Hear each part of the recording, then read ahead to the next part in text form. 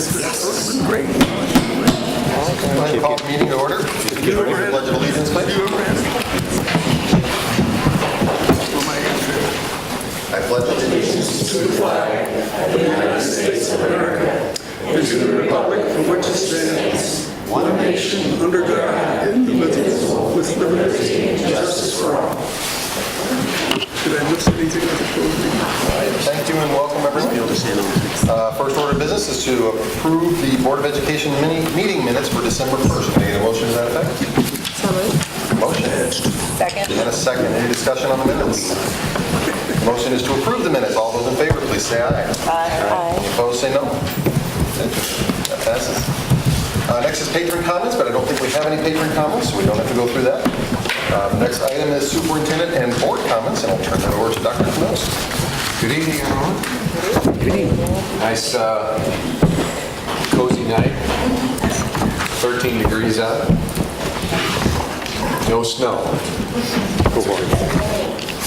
All right, a few comments. Obviously, these are often the comments I make usually relative to kids that have done great things in the district, schools that have done great things, or people. Start with our Rockwood students involved in STEM education and robotics. Our students excelled at the Eastern Missouri First Lego League Championships on December the 4th. The First Lego League provided students the opportunity to solve problems creatively while working as a team. And our own Wreck-It robots, the team from Crestview and Rockwood South together, are advancing to the World Championships this spring, which are always a lot of fun to witness and to see these kids. If you like the idea of critical thinking and teaching critical thinking skills, go see anything to do with robotics, whether it's the younger kids with the Legos or the older kids doing the bigger robots. So congrats to them. And one of our middle school students, this is really a cool story. One of our middle school students has been featured this year in several publications, middle school students, such as Wired or Computer World, and if you were Will or Deb, you really know these are big deal magazines, and maybe some of the rest of you, but I take their word for it. And CSO Online. What is CSO an acronym for? Chief Security Officer. Oh, Chief Security Officer Online. Drew Rollins, or Andrew Rollins, goes by Drew, the South Springs 13-year-old student, was, as he says, goofing around, and he hacked in to his family's router. He basically found a flaw, and he informed Netgear, who is now fixing it. When Drew grows up, he wants to be a white hat, which is a well-meaning hacker who hacks for a good cause to aid a company, an organization, or a government. He's obviously well on his way. Drew is a great kid, obviously a very intelligent kid, but pretty neat to think that a middle school age student can figure out something that's wrong, that he's able to hack into his own family's network, and now he's featured in all these magazines for finding this, and they took it seriously. So congratulations to Drew. And we have a soon-to-be Quest Bridge Scholar in Rockwood, Tia Wilson from Eureka High School. Great kid, very impressive kid.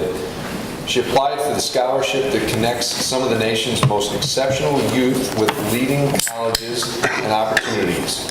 Tia will be going to Notre Dame on a full-ride scholarship where she'll be studying finance. You would probably recognize Tia if you saw her. She's a phenomenal basketball player at Eureka High School. So congratulations to Tia. And in addition, I want to give a shout out to Lillian. Is it Umstead? Is that how we say her name? Umstead. She is a graphic design student at Eureka High School, and she created our annual holiday. We call it e-card now. We used to do hard copy cards, and now everybody does e-cards, and I usually send them out to other school districts, and we share them in the district for the holidays. And we'll be sharing that with our community this year. So thanks to all the students who submit designs. They're always great and they're hard to pick. It's always good to see the artistic talent that we have in our schools and within our students. So congrats to Lillian. That's all I have. Is that out somewhere? Any chance we could see the design? You'll see it. Okay. You'll see it. Okay. Not right now. Yeah. Okay. We probably could pull it up if we wanted. Let's if we can, we'll later on. Yeah, if you can work that through, Deb. It is neat. It's a good looking design. Other board members' comments? Yeah, I was at the last SSD meeting, and they wanted, I just wanted to say they're having an election as well, and they were needing a representative for Rockwood, and then they're also requesting if there's some way we can get the communication out that they are needing 3 parent representatives to assist with SSD moving forward. And I also want to say, as far as the elections, this upcoming election, I'm going to look at my chicken scratch here. I have decided not to run again. And I just want to say it was a privilege working with everybody, the other board members and the superintendent. I was here for the beginning of Dr. Canos's term here, and it's been a phenomenal, in my opinion, transition. It's here for the bond and the bus and the improvement in finances and I think, huge improvement with the communication with the Rockwood community. I feel like we're far more transparent, and I do, working alongside Dr. Canos, I know that I could walk away and know that this district is focused on an inclusive environment. At every meeting, you know, you guys, we don't talk that much really out here in open, but at every closed session, there is a lot of conversation. And knowing that there will constantly be a voice, even if it's not, you know, like on the board or whatever, people that are focused on compassion first and an inclusive environment. And, you know, there's various things that, as we've seen in the news, that could divide a community, but putting people first, humans, just that human first, that's what I see every time when I have a conversation. So I'm just thankful that over 5,000 people voted for me in the first place. I'm not from here, and I'm grateful that they entrusted me to do the public's bidding. And I appreciate the several board members that asked me to run again, and they valued me enough and understood that I added value enough to sit on this board. But I just think it's in the best interest of myself and my family. This year's taken kind of the wind out of me, but thank you. I would tell you publicly what I've said to you privately. I think you've been an asset to the board and a positive influence on it. So thank you. Thank you. Are there other board comments? I'll echo that. I'll echo that. Thank you. And I want to thank you for being so welcoming and so nice to me as a new board member. You've been You're not great. dismissed yet. We got 3 Yes. I'm like, okay, bye. And you can still file until January 2nd. Right. Just say, I don't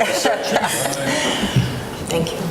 Any other board comments? I have a quick comment. I got a phone call yesterday from a friend who's a police officer's wife from Baldwin, and she was calling me to say, I want to reach out and just figure out a way to thank your whole community. How can I do that? And I said, well, we have a meeting tomorrow night. If you want to write something up, I'm happy to share it. And she said, I don't know if I'll have time by tomorrow, but I said, I'll go ahead and share your thoughts. She was at the ceremonies this week for Officer Flanagan, and she just said, I just am overwhelmed by the salvage community in particular, Dr. Anselmo, and just Rockwood in general, and how everyone has been so supportive. So I told her I would share that with everyone,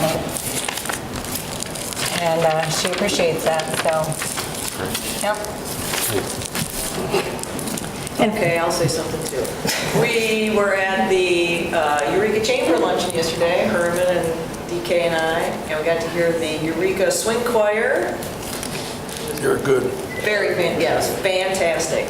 A lot of the songs that, Always good, but it was yeah, the some best good, I've ever really, seen. yeah, very good. So that was on stage, is what they call it. Very good. On stage. Yes. And I will just say, I have continued to get out into the different Rockwood buildings, sometimes with Stephanie Stefan, sometimes with Laura Lee, and just have really enjoyed seeing the great instructions going on out there, and just that, just warm, welcoming places our schools are. It's just amazing. So. Any other board comments? All right, let's move on to the consent agenda items. Need a motion to approve the consent agenda items as submitted. Second. And a second. Any discussion about the consent agenda items? Dr. Tinder, anybody? Yes, I do. We have, every board meeting, I mention the donations to the district. We have 2 this time.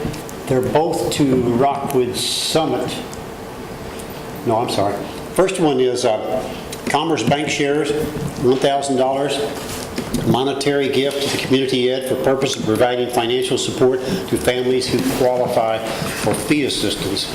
That's great, and we appreciate that. The second one, Rockwood Summit High School Parent Staff Organization, $14,000 to improve student accommodations, tables, stools, charging stations, and upholstered seating for student lounge work in the common, which is also the cafeteria, which is also where everybody meets. And so that was very nice. And I made a comment at the last board meeting. I said I would like to tally up how much we have in donations this year of this type. And the next morning, I started working on it. I got through January, that's as far as I got. And all of a sudden, Dan Steinberg had already sent me the information. And if you tally that with what we got this time, it's $370,000 this year in donations from the patrons and organizations and various entities in the Rockwood School District. That is fantastic. And we'll keep trying to, of course, allow them to do that. We'll do that, and we appreciate every one of those donations. So thank you very much to the patrons of the Rockwood School District. Awesome. Any comments? All right, the motion on the floor is to approve the consent agenda items as submitted. All those in favor, please say aye. Aye. Any opposed, say no. That passes. Thank you.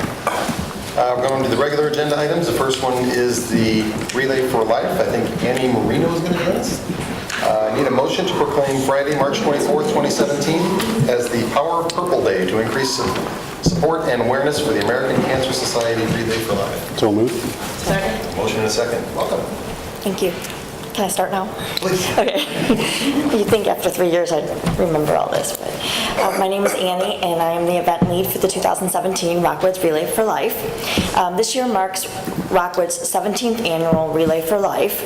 Last year we raised over $100,000 for the American Cancer Society, and one individual alone raised $11,000. Over the past 16 years, the community has raised $1.6 million. We have been recognized both locally and nationwide for our fundraising efforts. The success of this relay is really based upon the leaders and the community and their support. This year, the relay is on Saturday, March 25th from 3 p.m. to midnight at Marquette High School.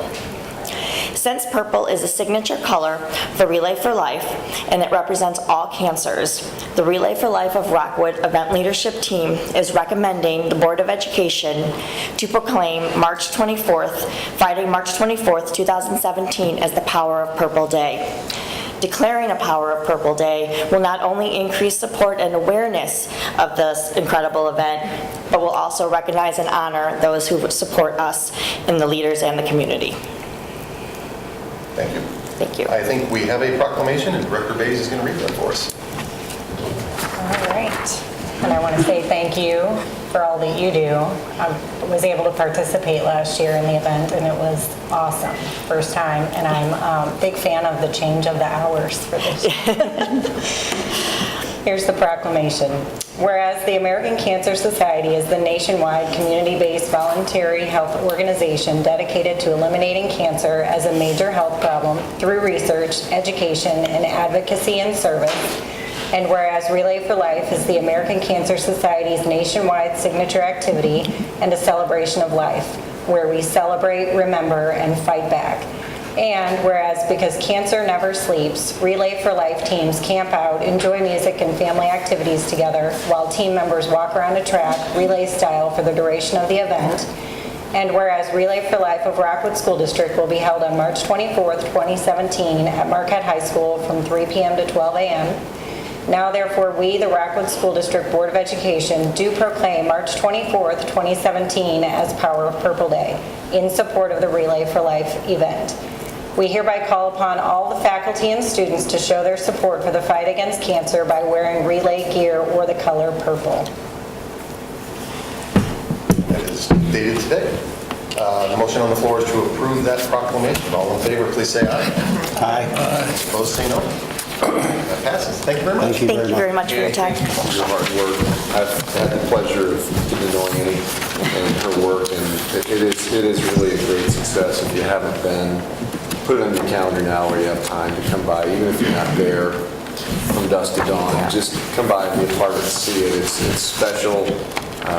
It's powerful. The luminary ceremony Yeah. is the most powerful part. It's where we honor the survivors and the people who have passed. And it's been 5 years since my mom passed from breast cancer, and every year the ceremony gets me. So you'd think it would be easier every year, but it's not. So, but it's We should beautiful. have queued up the video that you took last year. Remember that? That was the best video. Really good. Kathy, could you find that? It's on Facebook. It's really good. It was a very And good everybody look video. at it, because he does a great job. There's even a little shout out to Team Model. Just saying. There again next year. Team Mondo was one of the top teams last year. Hell, yeah. Thanks for Team your Model's passion. gonna be the top Thanks for your team. passion. Thank you guys very much for your time. Thanks, Anna. The next order of business is, need a motion to accept the 2015-16 audit report, post-audit report, and secretary of the board report as presented. So moved. Is there a motion? Second. And a second. Dan Snyder. Good evening. With us tonight is Brian Wirtz, a partner with Kerber Breckel, here to report on the audit for June 30, 2016. He has a couple comments to make regarding the report, and with that, I will turn it over to Brian. Thank you. As Dan said, I'm a partner with Kerber Breckel. We're the independent auditors of the school district. I'm sure you all had a chance to read this thing. It's probably the biggest report that we put out. It's 111 pages, so obviously I'm not going to read this thing word for word, but just sort of give everybody an overview of what we do and what the results of our audit were, and if you have any questions, I'd be happy to answer them. But first of all, I just like to talk about the responsibilities when it comes to an audit, and it's management's responsibility to prepare these financial statements. And more importantly, or just as importantly, it's their responsibility to maintain an internal control structure so that the financial statements are prepared free of material misstatement and to safeguard the district assets. It is our responsibility to audit the financial statements and provide reasonable but not absolute assurance that the financial statements are not materially misstated. And the reason we say that it's not absolute assurance is because we don't do a 100% test of transactions, so therefore we cannot give absolute assurance. We do review the internal controls of the district in performing our audit. We do test internal controls of the district as it relates to federal programs, but we do not give an opinion on the internal controls of the district as a result of our audit. When we're reviewing the internal controls of the district, there are three types of deficiencies that could come to our attention. One being a control deficiency, which is an immaterial weakness in the internal control structure. A significant deficiency, which is a weakness in the internal control structure that could lead to a material misstatement in the financial statements. And a significant deficiency that is considered a material weakness, and that is a weakness in the internal control structure that makes it reasonably possible that an error in the financial statement could exist and go undetected. So I'm happy to report we do not have any deficiencies to report to you as a result of our audit.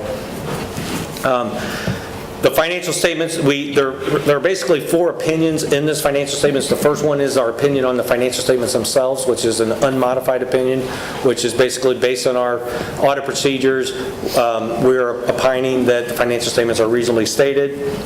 There are two opinions related to federal programs. One is the internal control over financial reporting, and the second one is compliance requirements as they relate to federal programs. Now, we have no instances of non-compliance to report as a result of auditing the federal programs. And then the last opinion we give is on state compliance, and it's basically management's assertions as it relates to attendance, transportation, and budgeting.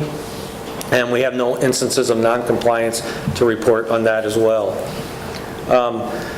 One of the big things in this financial statement is the board, or the management always submits this for Certificate of Excellence to Missouri ASBO and the GFOA. We've gotten both certificates of participation from both of those people. Minimal, limited comments on their review of the financial statements. One of them was used the word issuance instead of sale of bonds. I mean, stuff like that. So it's pretty minor when it comes to that. I'd like to certainly thank Dan and Tim and the rest of the accounting staff for being prepared for the audit, getting us in and out, addressing our questions and comments and that sort of thing. They did an excellent job, and I'd like to just sort of publicly thank them for that. The other thing in the board presentation, these are just required communications that we're required to communicate to you. I don't have to talk about them. They're written. You have them. But if anybody has any questions about anything, I'll be happy to answer it. I did have a question on page 78 of the 111, that fourth line, I think it was. Okay. I'm just kidding. The answer is yes. Any questions? Well, we can take this to be as positive as it sounds like. That's correct, yes. Appreciate your time and hard work for us. We're not going to argue with it. I have a question for you. Just in my years, in my position, you know, and I hear all kinds of good and you know, not so good comments sometimes, but there's sometimes a view that this required auditing process that, you know, technically the district hires you to do the audits, that people, I think, assume that behooves you then to give a good report, to come here and say good things. Clearly, those are very genuine comments that you're making, and I'm sure there have been cases in your time where you audit a school district and there's not always the greatest information to come forth and share in public. Is that? That's correct, yeah. And, you know, I think what I'd like to add to that is we have our external peer review, and they come in and review our work papers, and if we're not communicating the things we need to be communicating, then we get in trouble.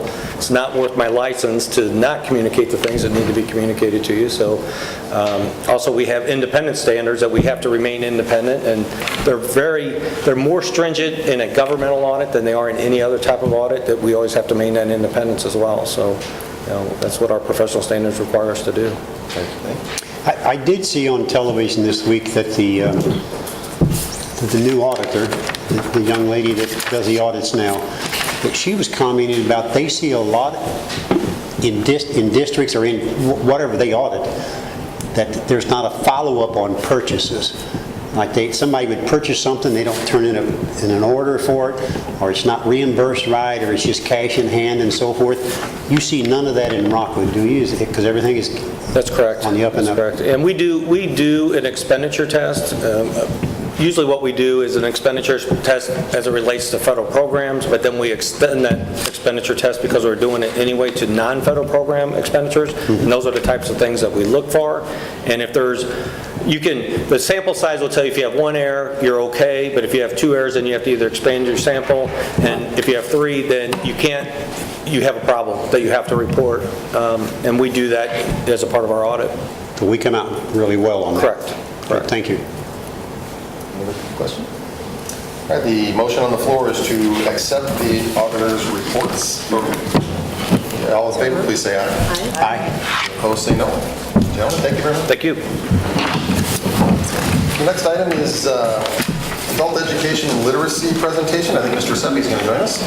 I need a motion to approve a combined adult education literacy program between Rockwood School District and Parkway School District beginning July 1st, 2017.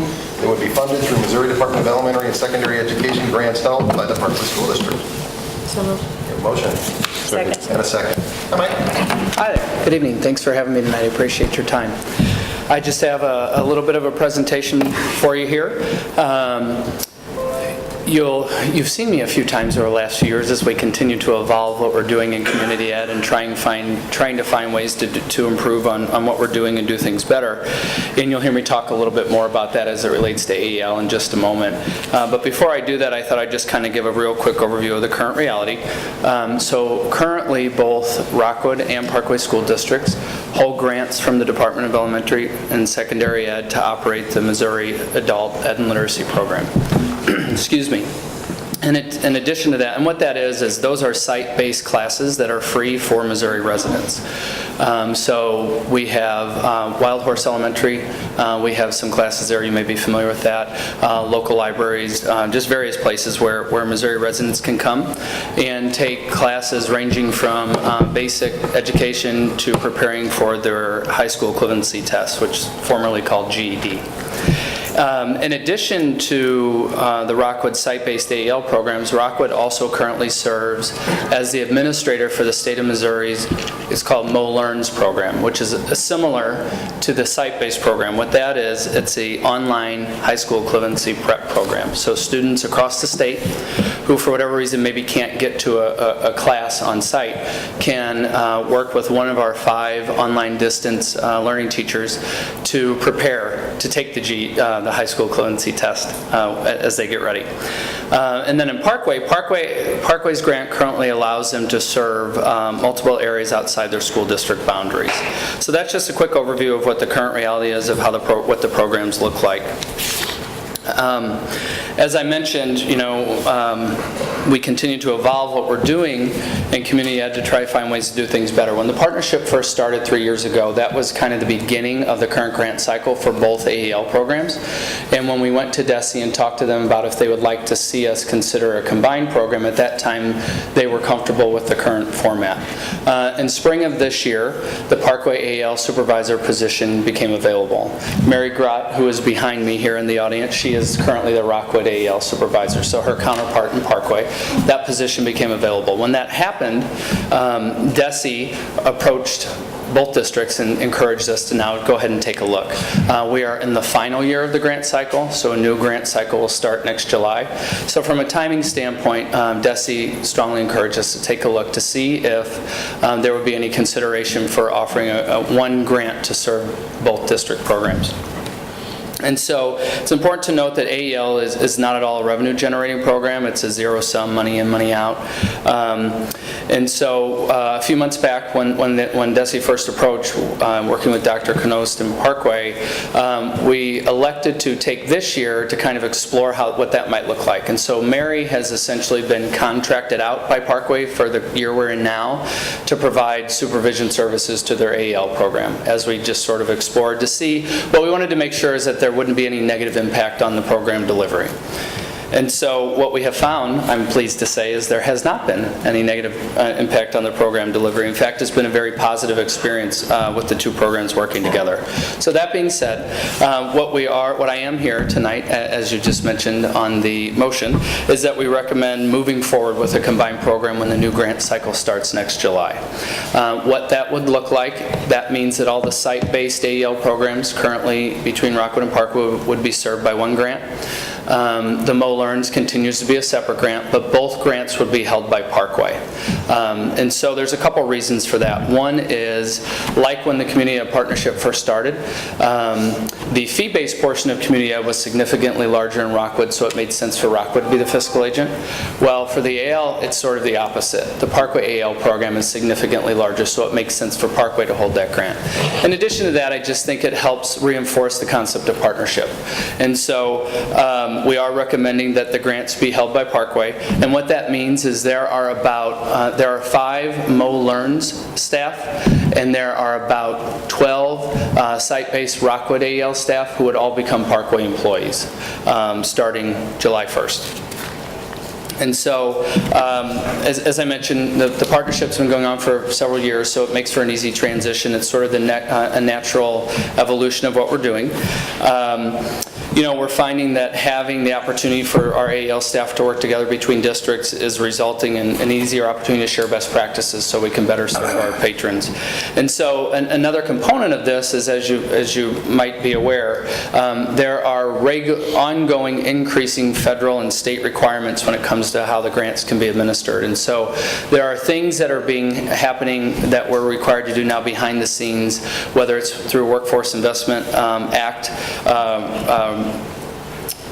requirements, or just various things that are requiring us to make a decision on, do we take our limited grant dollars and do we put them into the classroom with teachers, or do we use them behind the scenes to do all of these various additional requirements that are happening coming on to us from the state and federal government. And what we're finding is, as Mary kind of went through this and analyzed it, by sharing and having one grant, we're able to kind of maximize our dollars in the classroom, so we're not having to take away any teacher time and being able to serve those adult students. So just what it would look like for next steps if approved. In January is when the grant is due to be submitted, which is why I'm here tonight. So Mary would submit that in January, and then it would start in July. It's a 3-year grant that would begin in July. So what would happen between now and May is we would continue to work with Rockwood and HR departments on how that transition will work for those employees. And as I just mentioned, come July, we'd be ready to go. So that's pretty much the summary. I'd be happy to answer any questions you might have. Those employees that are now Rockwood employees and are going to become Parkway employees, is there any unintended consequence to that? Or do they know that? Are they okay with that transition? Yep, they are aware of this. In fact, we've kind of been talking with those employees ever since several months ago when we started this exploration phase. And we have had some initial conversations with Parkway's HR department about various things like benefit costs and how all of that works. And it's very comparable. So when we look at it, there might be some a few differences here or there, but I would say that from our perspective, when you look at it as a net sum, it's very comparable. We don't anticipate any negative impacts.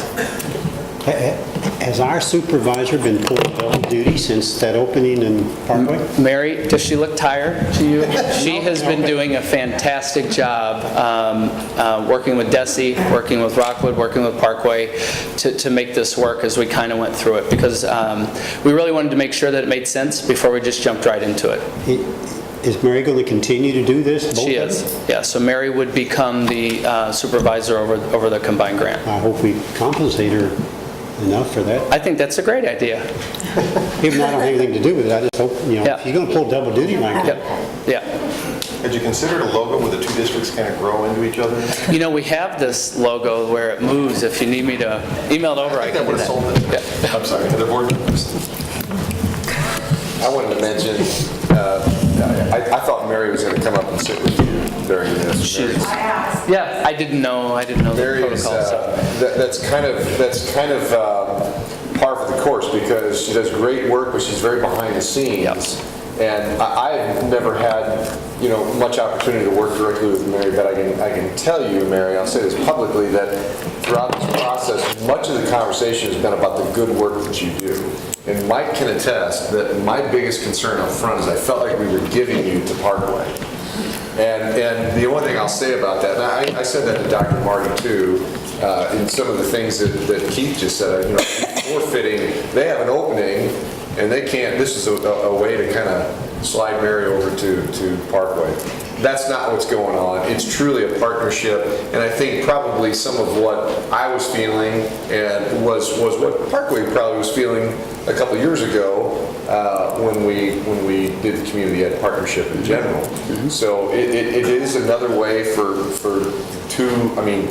Parkway and Rockwood make up West County. Mm-hmm. Let's face it. We've got some smaller districts. Pattonville is part of that, in Valley Park, but they're great school districts. So there's some very neat things about those partnerships, and Dr. Marty and I celebrate those together all the time. When we're talking about our districts, they're good points of pride. So just publicly, Mary, thanks for the. I think if we'd have a whole different conversation if the work you have been doing for a number of years was not as celebrated as it is and not recognized as the good work. And it's just something that's easy to take for granted. We shouldn't, but we appreciate all that you have done, that you continue to do, and we're glad that we're really not losing you. Your paycheck's just going to have a different look to it, that's all. Yeah. I remember 2 years ago when we did this, the original community ed, we allowed you to call it Parkway Rockwood. Now, are you going to call this one Rockwood Parkway? That's a great question, but I don't know that we have any change in mind. Come on, Mike. I will tell you, though, if you're interested, just for posterity, 5 years ago this week was the very first conversation, very informally, about, I wonder if we should think about doing something together between the two districts and And I bet community the ed. first person said, what are you going to name it? And you wouldn't. I think- Can Mary come up and sit down so we can just leave? She sure can. Come on up, Come on, Mary. Mary. Come up and sit down. Come on down, Mary. Mary does a great job, and I would also tell you that we regularly hear from DESE just how much they enjoy working with Mary. Thank you, Mary, for everything you do. Thank you. And I won't talk because I'll talk forever, but you said, why didn't I just go over Parkway? And my concern all along had been Rockwood, and I didn't want to leave. We're doing a great thing in Rockwood. Your students are coming to class, and we're serving students across the board, and so I didn't want to have that go away. So I was very concerned about what would happen to Rockwood if I were to go to Parkway. So this worked out perfectly. So even if you go to Parkway, you're going to wear a Rockwood badge, aren't you? Well, Both logos are on the name One tag. on each, oh, they're both on there? depends which building I walk into. What does it say first? Does it say Parkway? Well, they're alphabetized. Answer board questions. Thanks, Mary. Thanks. All right, the motion on the floor is to approve the combined adult education literacy programs. All those in favor, please say aye. Aye. Any opposed, say no. That passes. Thank you very much. Thank you so much. The next item is the curriculum for computer science, first reading. I need a motion to postpone approval of the computer science curriculum as presented until the January 5th, 2017 board meeting. If I can do that. So moved. We have a motion and a second. Welcome. Good evening. So last time we were here, Dr. Hargadine announced that it was curriculum season. So I have Bob here tonight, Bob Deneau, our STEM coordinator. He's going to start off talking about our computer science curriculum that has been revised. I think it's important to know that this program is very different from other programs in other districts. We've really made an effort to beef it up and give our kids a lot of opportunities that they don't have other places. So I'm going to turn this over to Bob and let him talk. Dr. Knows, members of the board, thank you for giving me this opportunity, and I will piggyback on that. When you look at other districts across the state, when we're going to look at the high school curriculum this evening, you are not going to see a district that has a more comprehensive program. I always tell people, I didn't create it, I walked into it, so I'm always trying to make that better. But one thing we are trying to do is, we are trying to create a comprehensive K-12 computer science program. So the quote on the board really is from code.org, and I'm not going to read that to you, but it really stresses the point of, we think in this day and age, computer science knowledge is something that every student should have, and should have that opportunity to experience. And so whether it's through our K-5 efforts, through our hour of code this week, working with our technology classes, in our 6 through 8, we're just beginning the process of curriculum rewrite and revision, and we've already had conversations about how are we going to write 1 to 2 computer science courses into that, which really piggybacks into this evening, where we're going to take a look at that high school program. So in our high school program, we actually do have 6 courses. 4 of them were rewritten in the 2014-2015 school year. Because there were some substantial revisions, my predecessor decided that these 2 courses that we're looking at this evening would get pushed back, just because of the amount of professional development and the amount of time and effort it was going to take to launch either brand new courses or courses that had substantial rewrites. So this evening we are looking at Introduction to Programming and Computer Programming with C++. These 2 programs are on complete different ends of the spectrum as far as we go for high school. Intro to Programming is one of our 2 introductory level courses. In a perfect world, we'd have a student take fundamentals of app and game development first and then take introduction to programming. But if a student chooses directly to go to introduction to programming, that is perfectly fine. It is a semester course. It directly feeds our computer science AP class. So this is a Java-based class. Now, we did write this course as a program neutral course. So if AP ever decides that they're going to go to a new language besides Java, that we can make that switch on the fly. And we do want students to know that the skills that they're going to learn in a course like this are transferable across languages. So with our computer programming C++ course, that is specifically geared towards C++ programming, and I would tell you this is probably the highest level computer science course that we have. The manipulation of the programs that students are going to do, working on things like memory allocation, these are higher level skills, and we do recommend that students have gone through at least the introductory courses, and we also recommend taking the AP Computer Science course before they get there, but we do know that they can change that. So this is part of our 6 courses at the high school, and again, if a student were to take these courses every single year, they would leave Rockwood with a huge foundational knowledge in computer science. And if you look at the job statistics, we all know that STEM jobs are in high demand, and if you also look at those statistics, they'll tell you that 70% of the STEM jobs actually are computer science as opposed to anything else. So we are a big believer in we need to give students opportunities to learn computer science. So what were the big influences here? We went through an entire CTE program evaluation. CTE is Career and Technical Education. So that not only looked at computer science, it looked at industrial technology, business, and facts. And so there were a couple key components that came out of that. One was our Computer Science Advisory Committee. We had our first meeting this year. We brought in 3 industry professionals, one from a more app-based company, one from a more of a corporate-based company, and one actually from a smaller networking company. And we had a conversation with them about what are the workforce needs that are out there, what skills are you seeing that students need to have, and what can we do as, you know, secondary education to help build those skills so that we are sending students into the workforce with the skills that they need. Those conversations really led us to not necessarily changes in our documents, but really changes in the implementation of this curriculum. We've started to have big conversations around how do we get students working better together, because they are going to be working in teams, even if they're not all sitting in a cubicle just, you know, going away on the computer writing code. They're going to be working together, whether it's virtually, whether it is in those environments. Another thing that came out of that was we needed to send teachers out into the workplace. So we set up teacher field experiences. So just last week, I took my computer science teachers to Pixel Press, which is an app company downtown. They have a hot selling toy right now called Bloxels that's in all like the top 10 lists. They're a company of now 10 employees. They started out with 4. And we actually met with their CEO and their CTO and got information about what are they looking for, what are the trends happening in this industry. Then we visited Mina Technologies, located just off of 141 and 40, and they are a software simulation company for chemical companies. And so we looked at a more corporate setting. And so from those experiences, we're going to take those back as we implement this new curriculum through in all of our curriculums. How can we bring about these experiences now and bring them to our students? The other big change came from a new set of standards that came out for computer science. The CSTAs, the Computer Science Teachers Association, their standards were literally rewritten and approved during the middle of our curriculum cycle. So that was always interesting, changing some of the verbiage and things like that. But these were updated from 2011, and we know from that time period to now there's been a lot of change in technology around anything computer science related. So we really took those, and what those standards do is they took the K-12 computer science frameworks, which in this case we really focus on these 2 classes in the algorithms and programs section.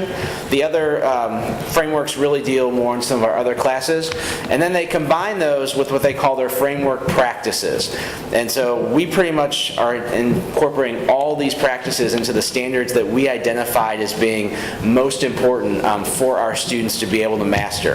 And so this really drove the revision of these courses. These 2 courses we're looking at this evening are not brand-new courses. They are courses that we have offered in the past, but they got an update to really modernize them and make sure that we are in touch with what the current workforce is. And so when we looked at areas of emphasis, computational thinking is something that we are trying to stress across all of K-12 and outside of even computer science. How can you take a big problem and break it down to small chunks, find patterns, abstract that out, and create solutions from that? We are obviously looking at how you program, so there are some fundamental things that we actually look at across all of our courses that deal with programming, and so they're just dealt with at a higher level in the C++ class and a little bit of a lower level in our introduction to programming. Collaboration is something our teachers have decided we really need to work on. How do we build collaborative experiences for our students that mirror the real world and also are manageable for teachers? And so that's actually, we are meeting in January, and that is the only topic we are working on, and that we'll do that through our model lessons that we're creating. We want to make sure there's real world connections, and we're really trying to be project based, and our teachers do a really good job of this already, and I think we're just trying to modernize that and make sure that the projects that we're doing are meaningful for students. And really that is what we are looking to do with these two courses. So I would welcome any questions from the board or Dr. Knops. Bob, I do have a question. Are we getting any feedback from our graduates who go to college, say to Rolla, and major in computers, what their thoughts are on what we offer in schools, whether it puts them at an advantage, disadvantage, or what? I have had some feedback, more or less the teachers are providing that feedback to me, because when students come back, I do think they'll show that, they feel like they're ahead of the game in a sense, or that they are prepared when they go off to these universities. Good. Or if they go off and even find a job and go a different route into the workforce. I don't know that I have anything concrete, more or less just word of mouth that kind of trickles its way back to me. Is this a growing field in high school that more and more kids are taking it? So there's actually a push from the federal government. They were pushing called CS for All, and it's computer science opportunities for all students. There are a huge majority, it's a majority of students across the country actually don't even have access to computer science. And so that has been identified as something as a nation we need to make sure students, they don't all have to become programmers, but they should understand the technology that they use. In Rockwood, we are way ahead of even the state of Missouri. I mean, if you go to code.org, they can provide you statistics by state as far as how many students are taking an AP test in computer science, how many districts actually offer computer science courses. AP even created a brand new computer science course that is a lower level course than what we offer. For those districts who have never offered anything, now they can get started with it. As we looked at that course, it's basically a combination of our fundamentals of app and game development and introduction to programming. So since we already offer those courses, we chose not to offer the AP principles course. And that was a decision that was made a couple years ago, and I kind of reinforced that decision. What does the WG stand for in the first Weighted grade. There you go, thanks. So that class is actually the highest level class that our kids can take, the weighted grade computer program? Yes. C++? I mean, some people would call it equivalent to the AP course.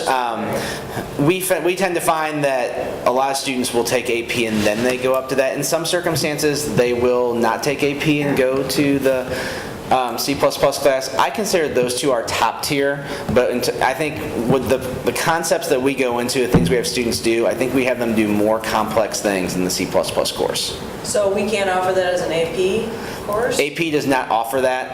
The only computer science courses they offer are their Computer Science A, which is what we offer right now, and their Computer Science Principles, which we don't. And we have found that Computer Science Principles it's more of an exploratory course, that we're not finding nearly as many universities who are actually accepting that credit. I'm sure as that course picks up traction, more universities may be willing to do that, but right now the AP Computer Science A is, it's their top course, and that's all that's offered from AP. Do you have some kids that will take both of those at the same time, or can they? They can. That's a lot of work. Yeah. I think that's a rarity. I don't know that I necessarily recommend it, but if you have a student who has that aptitude and they really want to take them both at the same time, there's nothing precluding them. They'll usually go one way or the other, to take one and then weighted grade or the AP, or weighted grade and the AP. And I think we'll even find some of my teachers will say at some of their schools, they'll have students who maybe don't take AP and they go straight to C++, and others they take as a sequence. Again, that is kind of a student choice. Okay, thanks. I know Sorry.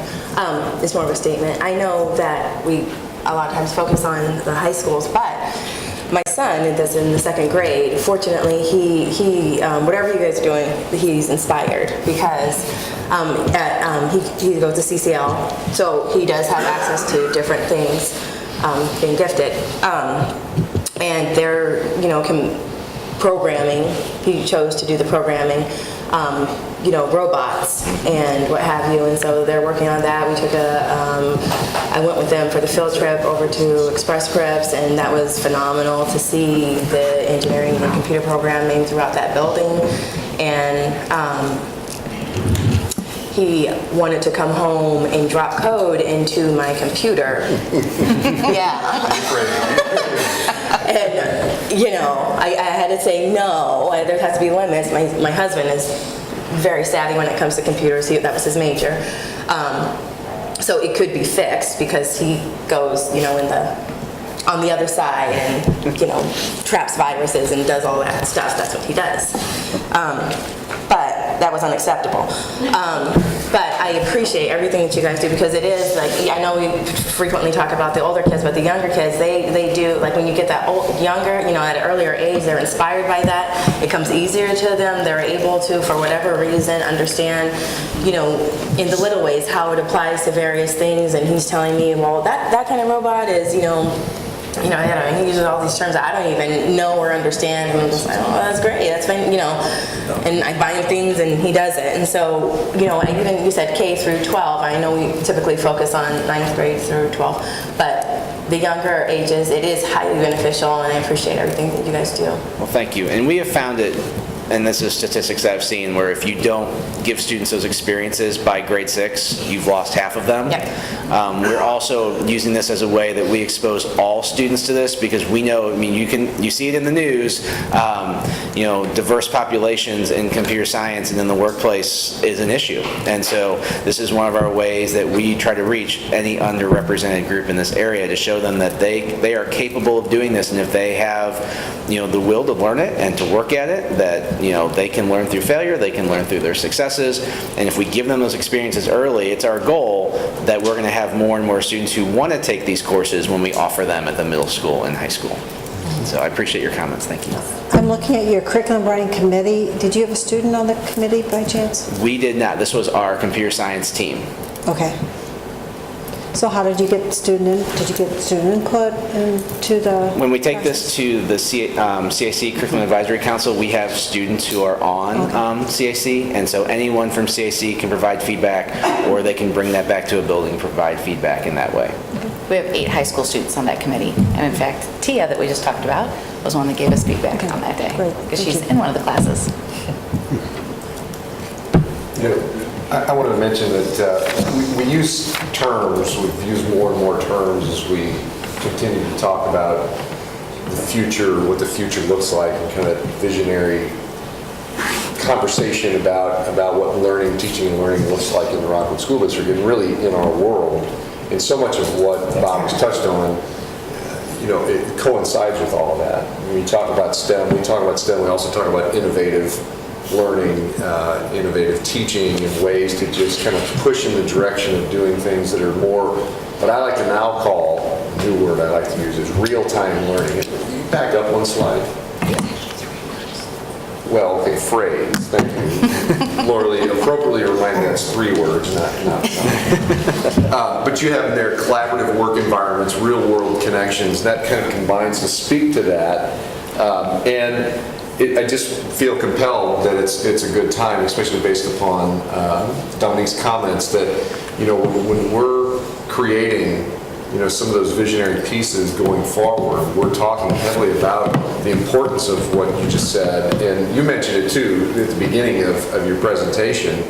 And we really are putting together a plan as part of the next facilities plan that you'll be hearing more and more about, where we have innovative spaces in all of our elementary schools, because we think that it's important that love what they get through the coding at CCL, but we also think that all levels of learners need to be exposed to these innovative practices, because it's what the future is asking for, it's what right now is asking for, out in the world of work, so to speak. So it's great anytime we sit here and talk curriculum that all of those things are embedded within, and just to know that it's part of a much bigger plan, a much bigger futuristic plan that's not all that far in the future. We're doing so much in Rockwood in the way of innovating. I see it every day in various classrooms and some, all different levels. But a lot of it has to do with giving autonomy back to teachers to be innovative and be creative. And these things, these conversations become a catalyst for those things. And we're seeing, and it's very, very exciting. And your story, is what we hear more and more of. And we need to hear it, we need to make sure that we perpetuate that more and more. So the idea of creating innovative spaces in all of our elementary schools, kids go to music, they go to PE, they go to art, they need to go to innovation as well. And where these things, these foundations can be put in place for those innovative future pieces, STEM careers, what have you. Are you talking makerspace or something way past that? No, I think that's just, I like innovative space better, but yeah, the good makerspaces. If you want to see a great example of kind of what I'm talking about, the PTO at Pond Elementary School partnered with the principal and Bob, you had a lot of work with that. And it's a great example. You all would love to go see that, and just go in it. Just make sure that you schedule it so you know that you're going to go in there when kids are in there. And then what I really encourage you to do, they don't have to know. They don't have to ask them questions. Ask the kids what they're doing. Ask them why it matters, and ask them if they'd like to stay in there all day. Just do that for the fun of it. And it's what learning should look like.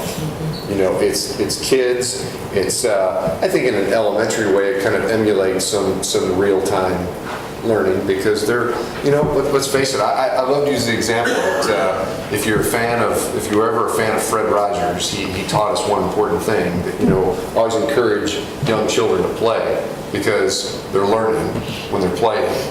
And somewhere in history we've forgotten that in education. And it's why, you go to kids, you talk to kids when they're kindergarten, first grade, I keep saying this, you ask them if they love math, almost every kid in the class is raising their hand. Somewhere after third grade, you get fewer and fewer hands up, because they start figuring out it's not playing anymore. We teach them that it's something else. So this is right in the heart, in that nucleus of what we're trying to do with innovative learning, and push those inches in that direction. And it's great work, and it's just neat to hear those correlations to all the conversations that we have so often. Good job, Bob. If I can provide you, as a parent of two sons at Rolla, they indeed had an easier time with their cousins. Certainly have my admiration for that. Any other comments? All right, the motion is to postpone the approval of the curriculum until the January 5th meeting. All those in favor, please say aye. Aye. Opposed, say no. That passes. So next up is Megan Bray, and she is our new science coordinator, secondary science coordinator. The work that Megan's going to show you tonight is a result of really 3 years of work when we started in the department talking about the next generation science standards and where the state of Missouri was going to be on that. And we forged ahead, did a lot of research on that. Book companies weren't quite caught up with us yet. Resources weren't quite caught up on us. We had a lot of questions and did a lot of research. Megan has summed that all up and gotten that team in place, and we're here to show you the end result of all that work. She's jumped right in and moved right along. We need a motion to postpone the approval of secondary science curriculum as presented until the January 5th, 2017 board meeting. So moved. Motion a second. Okay. Thank you. I wanted to put that quote up there on the top left, and it says we are pushing students to not just understand science but to do science, and that's kind of what this whole curriculum is about, and it kind of plays really well into what you guys were just talking about with actually the play. So now we'll get started. So the courses that are going to be implemented this coming year are all of the middle school science courses and all of the core high school science courses. So in the high school, it's that biology, chemistry, physical science, environmental science, and geoscience. So all of those are writing together. So we're getting a really good chance to see what the progression is, looking from 6 through 12. And when we get to the elementary, that'll be nice to see how that all coordinates together. The biggest part of when we started writing was looking at how this three-dimensional learning comes into play. So with the Missouri Learning Standards and the Next Generation Science Standards, they align very well. There is this idea of three-dimensional learning.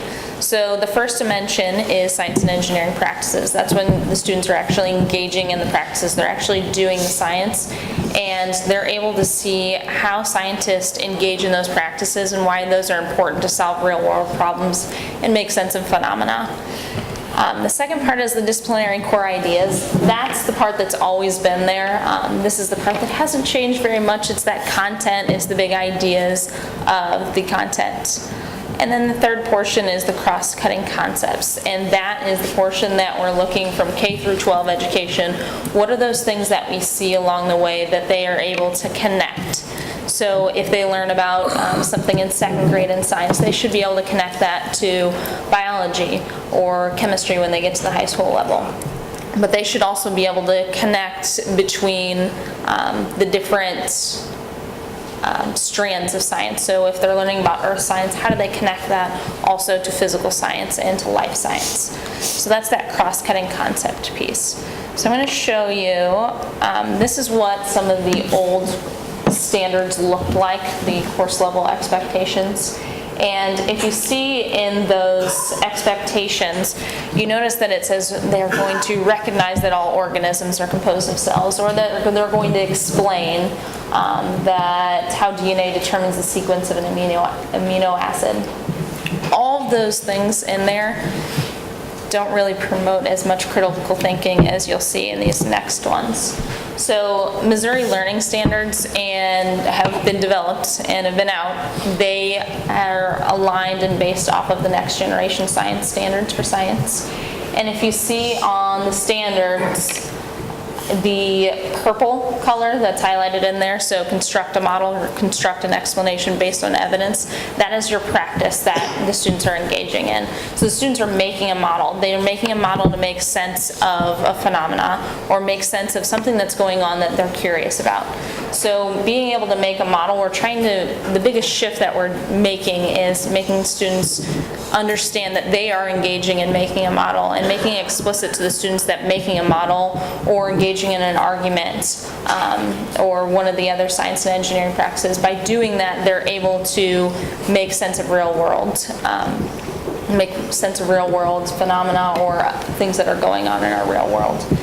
The orange on there is the disciplinary core ideas. That is that concept that I was talking about, those big ideas. So this standard here is just about DNA, and you can see that they're very similar between the Missouri Learning Standards and the Next Generation Science Standards. When we started writing curriculum, we based our curriculum off of the Next Generation Science Standards, as the Missouri Learning Standards were not published yet. So as we did that, you can kind of notice up there between those two standards and many of the other standards that the Next Generation Science Standards are more in depth than the Missouri Learning Standards even go.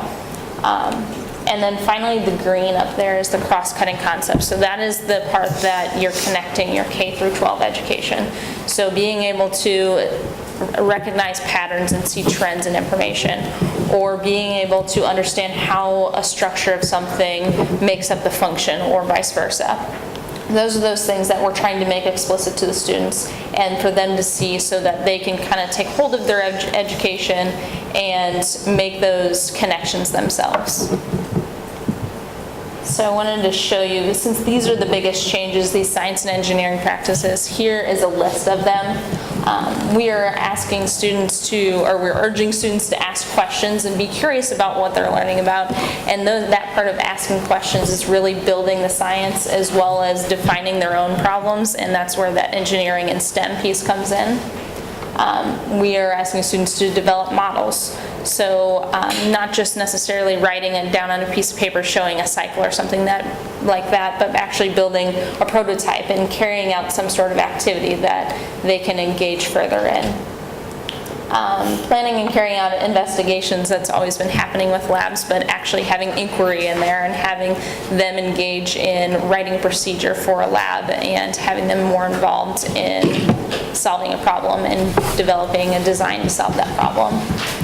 Some of the other ones up there, mathematical and computational thinking, that really works in with our data, but also making it explicit to them that that's the science that's the practice that they're engaging in, and that helps them to solve a problem in the real world. Some of the other ones up there, engaging in argument.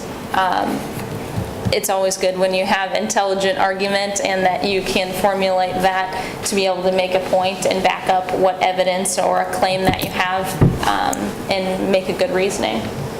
So engaging in the practices will help them make sense of real world, as I said before, real world phenomena and real world just things in the real world, basically. So when they're able to do that, they're able to take that a step further, and they're able to engage in the science a little bit more when we're embedding these science and engineering practices in the curriculum. And then the cross-cutting concepts, that is that third dimension that I was speaking about, and being able to see how cause and effect plays into content, or seeing patterns in content, learning about energy and matter. That's something that's from K through 12 stretches all the way through.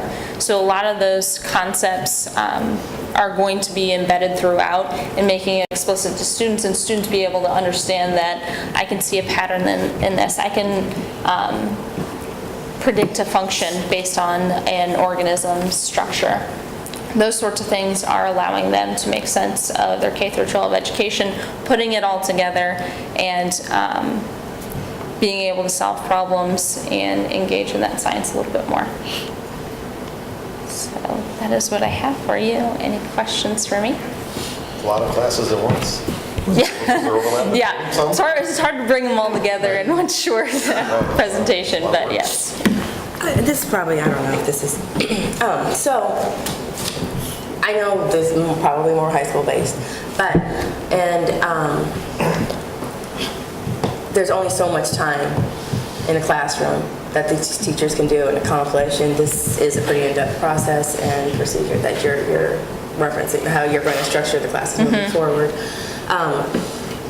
Has there been any thought to possibly being a way to incorporate like the parents or families as way, I know that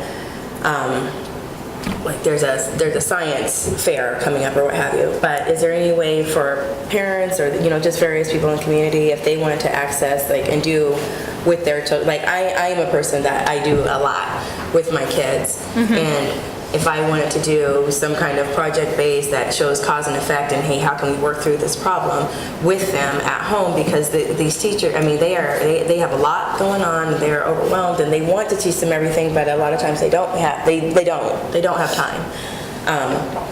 And I know Rockwood is trying to focus on being more inclusive and making sure, there's that overlap with the parent involvement and, the teacher in the schools. Has there been any thought to that, finding a way to encourage parent involvement through various activities, or no? Well, one big thing with the curriculum is getting students more engaged and being curious about what's going around in the world around them. So making that an important point in the classroom, it's going to be easier to transition at home. And when you see something, Mom, why does this glass have condensation on it? Then you can explore those ideas at home. So bringing in that curiosity and making the students ask questions and taking the lesson in that direction, I think is something that may get to that point that you're making. We also have lots of materials available for our science and STEM nights, and our buildings request those, and we bring those to the buildings and set that all up, and families can come in, and there are a lot of connections there between home and school that parents can get involved in with their kids and then take that home and do more with it. You're getting an awful lot. If you go back, can you go back 2 slides? Maybe 3? Yeah, right there. See, these 8 elements, those practices, from what I can tell, that's not from lecture. That's after the lecture. That is what comes after that. Do you have an estimation of what part of a unit or what part of a semester is lecture? To get them some knowledge, and then what part this would be? I see this as a big part of it. Is that what you're striving for? Yes. Yeah, a lot of, again, is making the biggest change in all this when we're making model lessons and we move forward to do that is first engaging the students in the content. They can get engaged and have an inquiry-based lab, do something like that. But then we're encouraging them to make sense of it and have less of that lecture-based instruction. Obviously, you're going to have some direct instruction with some topics, but trying to get more hands-on, more inquiry-based, because we know that students engage in activity more and make sense of things a little bit better when they're engaging in themselves and having that real-world hands-on experience and authentic experience. Yeah, it seems to be a trend that we're seeing in all the presentations you're making. You're getting away as much as possible from that straight lecture, which, well, at least I grew up with that, being the oldest. Well, me and Herman did too. We grew up with that. It was all lecture, and now it's getting into the discovery phase, which I think really adds meaning, especially in science and math and some of those other subjects. I think we all grew up with a lot of the lecture built in, and I think that's the biggest paradigm shift as well. That, you know, we're being. I mean, we have some phenomenal teachers in this district that still lecture, you know, and we see that in classrooms, but the idea of trying to get to a point where by kids doing, they walk away with the same knowledge as they were receiving a lecture. Or more. Yeah, or more. So I'm going to follow up on what Keith and Eric said. We live in we're fortunate enough to live in an area where we have a lot of great science industry around us. And so how to utilize that science and the resources that we have with our businesses and making it truly real world. And we've heard a lot of things about project interface and some of those and how to connect it all together. So I'm just wondering what your thinking is about that and where you will be going. I think one of the big things has been the teacher experiences that we've been able to provide that are STEM or science-based, and we've been very fortunate that Kim Litzow and Suzanne Dada have really helped us pull that together so that we can give teachers those experiences. And we've got a lot of good connections there that we've exposed people to things that they never really knew. Every time we take a group of teachers on one of those, they tell us this is some of the best professional learning I've ever had because they got to actually see how it worked. So that's been really exciting, and I think it's been generating a lot of energy for them to make some of these changes in the classroom because they see how it plays out. So that's been great. And how do we get kids out of the classroom and in those environments? And I guess that's the next place to go, or you think about going. I think, and bringing some of those opportunities into the classroom too, so we don't have to take them places. I think that's really, it should be happening naturally in the classroom environment. So that's been something that we really talked about a lot, is bringing those things in so that kids can experience them. That's real time learning. That's why I use that phrase. That's what's applicable, and that's why, you know, I've said many times, and when we've had Kim here presenting, you know, the PI department project interface, that's why coming back to the district and getting a refresher on that and understanding the catalog that Rockwood has in place with business connections. That's just starting to do this, and there's going to be a point where that is just going to explode, and that's a good term. And I say explode. When we think about the math curriculum that we heard about a few weeks ago, the two courses, the algebra course and the geometry course through real world learning or whatever, I mean, we need to be moving. I think we need to be moving there in the world of science as well, especially since we live in a great area that has lots of resources within a short bus driver, right away. I think with some of this, that science and engineering practices and those cross-cutting concepts, and they're making those more explicit to teachers first and then to students, I think it's going to lend itself well to continue building those connections and being able to branch outside of the classroom and it's going to make it open up a lot of doors, I think. There are lessons out there now that are on the internet for teachers that just almost overwhelms them. There are so many, you don't know which ones to pick and choose. But that's stuff that teachers have posted that you don't have to necessarily dream it up yourself. You can go online and say, oh, I want to know something about sales. And there's 5,000 lessons on sales that would take care of each one of these. It almost overwhelms a teacher, but we need sort of like a screener or somebody that can help them with that, but really get them going on that. Get out of that lecture mode. I don't think everyone is in election mode. I mean... No, I'm not saying now, not especially in Rockwood, they're not. I see it in some other districts, but yeah, I think we just need to really, I shouldn't say we, I think Missouri needs to encourage that. Okay, sorry, Mrs. Bays. Can you go back to the second slide? Because I have two questions. So are you going to look at the difference between, for example, wait, that's not, go back all the way up. Let's talk about courses implementing new curriculum.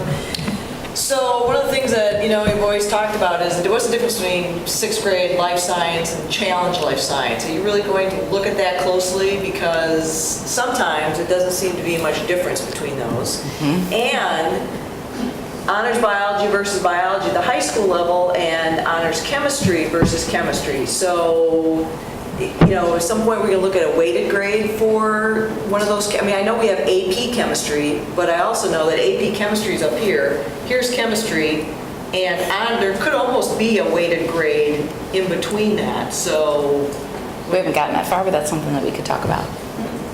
But definitely the middle school, you're going to look at, I mean, that's... We've been having those challenge conversations since I got here.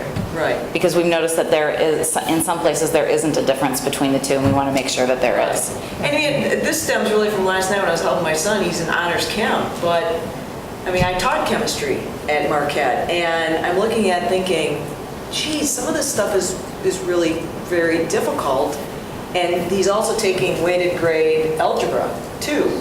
So really, in my eyes, I'm thinking, what's really the difference in some respects as far as content? So, and I'm not asking you to change those, but to look seriously at those, because I think, there's some differences there. Absolutely. And you did a very nice job teaching chemistry at Marquette High. Yes, you did.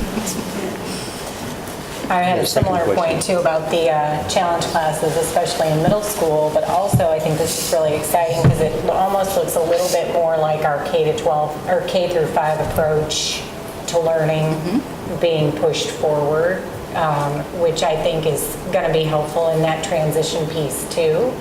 Because you hear that a lot from a fifth grade moving into sixth grade, like, okay, we were doing this and now we're just doing this. And, kids are losing their interest in that kind of an environment comparatively in a longer stretch of time. So I think this is a really exciting change that's coming. Good. Yeah.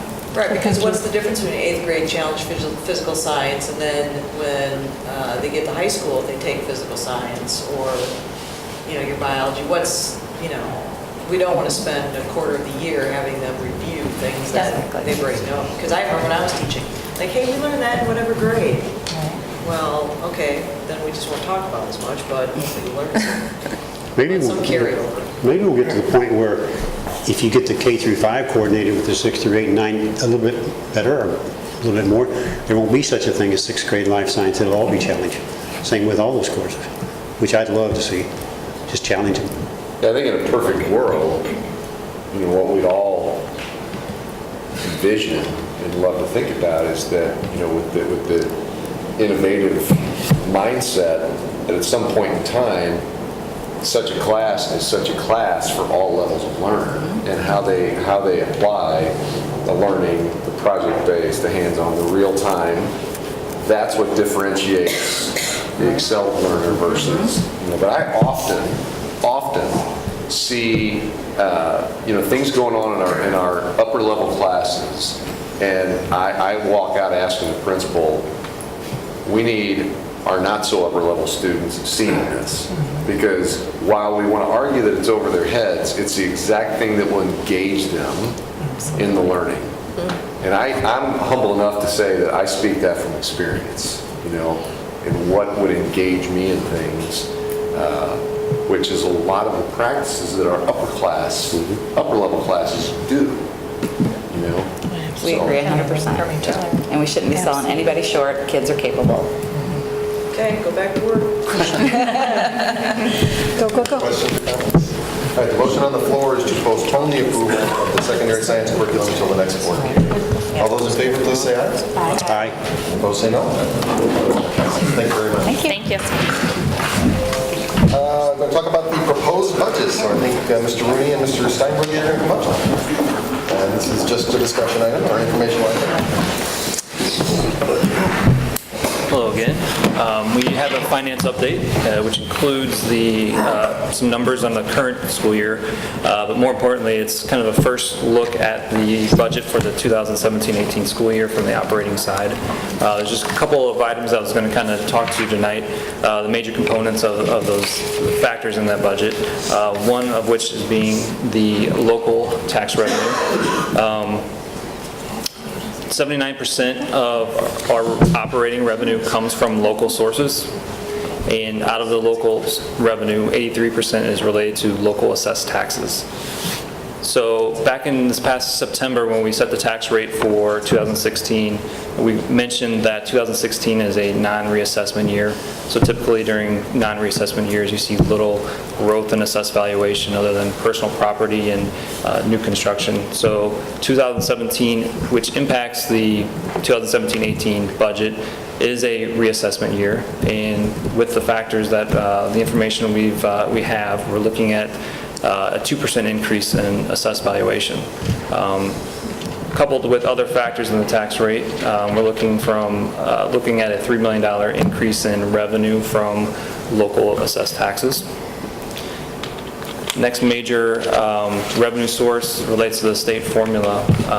So specifically related to the weighted average daily attendance.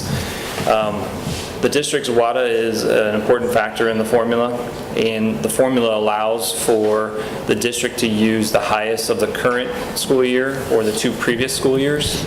As you can see from the schedule for 2017-18, we're actually looking at the WADA in our formula from the 2015-16 school year, and that's because we've been experiencing a slight decline in enrollment.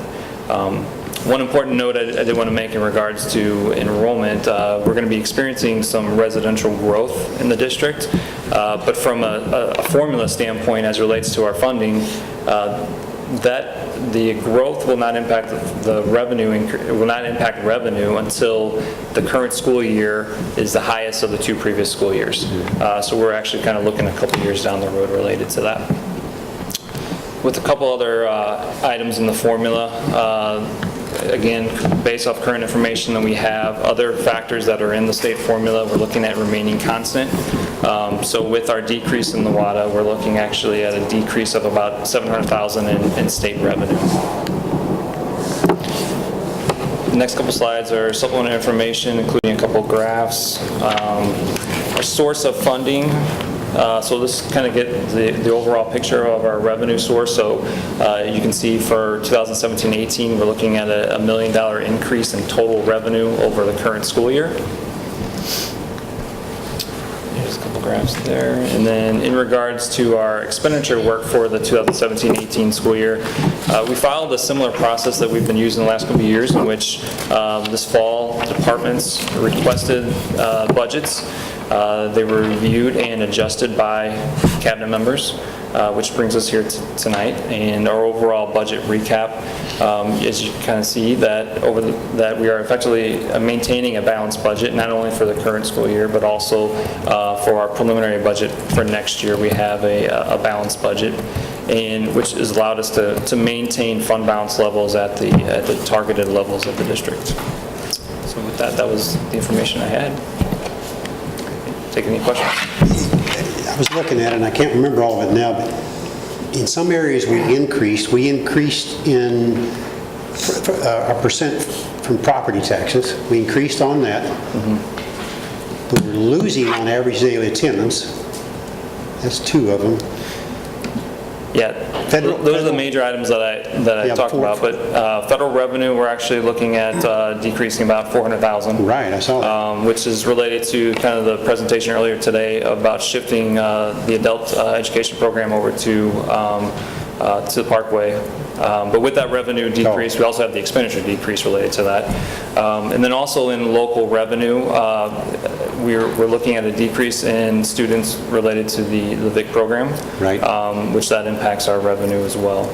And then coupled with some other changes in our local revenue. For 17, for the school year, we've experienced some revenue related to the purchase of our buses. So we did that leasehold purchase where we received the money and then we basically spent it to buy the buses. So those revenues are included in that number. When you're talking revenue, you're talking the money coming in, not what you have to pay for buses and stuff like that. You're talking about, there's 4 categories, right? There's state revenue, assessed evaluation, we're good, we're going to increase. Average attendance, we're losing. What's the third one? Yep. You have state revenue, county revenue, which is basically flat, and then you have federal revenue, which are showing the which we're decreases. losing. Right. So but you said when it's all said and done, we're coming out. The net increase is $1 million increase in revenue. Yeah. Okay. As far, I know a lot of it, talk about federal, but the relationship Rockwood has with local governments and how they're developing their cities is really important. And I think that we appear to have a good relationship with the various cities and the head of their, like with their mayors and, their city planners and what have you, because they could run reckless and, just want to get buildings in there and develop, and that has a huge impact on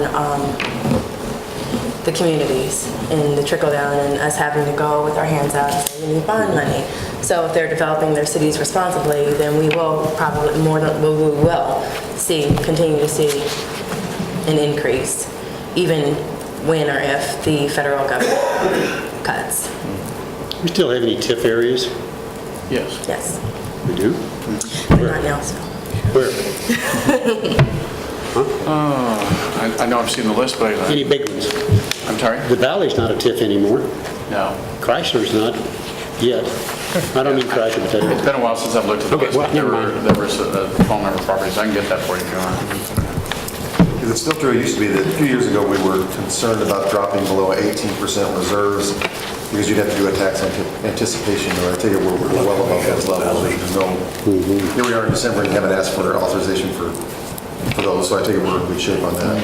Dan does a cash flow analysis, and I think last time we were about $4 million, I believe. But this is the time of year we would be in trouble if you were, right? Yeah. But we're above that because of the fund balances. Right.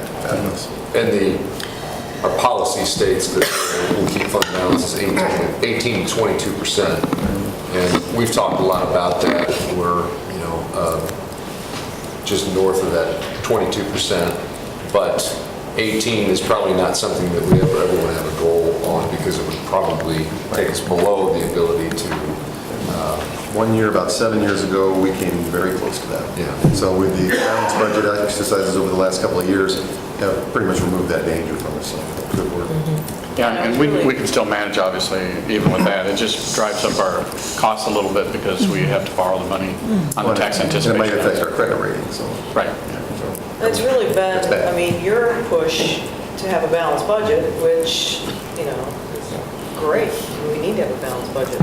So this is pretty conservative. You always do such a good job of laying all this out.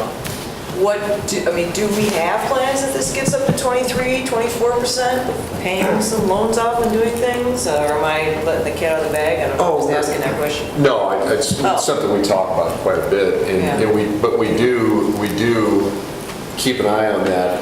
The whole point of what Matt stated, and I've even stated at some point in time, I think we probably need to revisit how that's stated in our policy, the 18 to 22%, to make it a little more realistic of what we would suggest. But there are times there's no doubt about it that maintaining a balanced budget is, I mean, I spoke to that when you all interviewed me, and we've made that an absolute.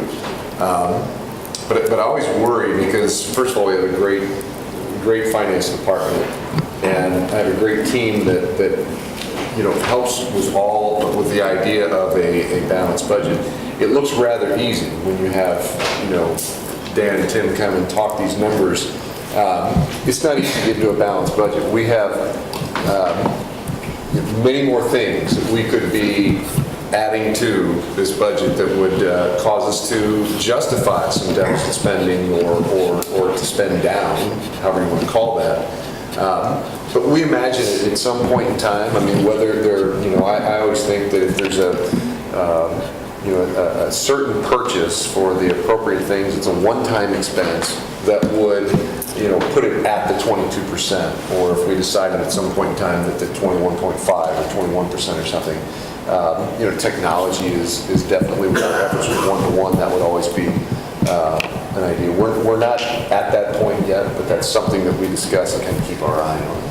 And when you mentioned if the fund balance continues to grow, well, we budget recapture, so we try to anticipate not what, or when we put together the budget, it's not what we start with, it's what we think we're going to end with. So if we see over a period of time that we have money that goes unspent in the budget, we try to put that in as recapture so that we're right at the end of the year, not at the beginning of the year. So that should help us avoid, just a bunch of money going into the fund balance at the end of the year. Right. Fund balance is growing out of control would mean we're not putting that money to work where we should. That's right. We don't want to become. Don't want to do that either. Right. Yeah. Right. Okay. The only other thing I wanted to mention that I think is just important for us to keep in mind, again, we kind of want to show you what looks like a very clean, balanced budget. There were a lot of tough decisions to get us to a balanced budget. We are there. I think all of my team for working hard, and definitely the leadership from Tim and Dan. But we know also that we're constantly working on plans for the future. And we know that we have needs. We mentioned the growth in Eureka. We know that we probably have the need, not probably, we're going to have the need for an additional elementary school coming up, and we're developing plans for that. We're developing plans for our curricular needs. I talked about innovative spaces. So just know that is, I wouldn't even call it on the horizon.